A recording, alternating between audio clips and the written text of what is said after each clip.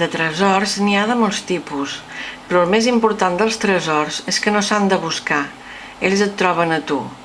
I encara que sembli casualitat o màgia, a vegades a l'instant precís i quan més ho necessites, la fulla de l'arbre decideix començar a caure perquè just quan passis pel davant de l'arbre, caure't preciosa a les mans en la dansa perfecta, sense cap esforç, com si fulla i mà no haguessin estat fetes per cap altra cosa que acabar trobant-se en el moment adequat.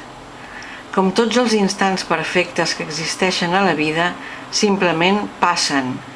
No hi ha lloc per càlculs ni previsions, ni ho vull ara i aquí, ni tan sols hi ha lloc per súpliques ni exigències. Passen quan han de passar.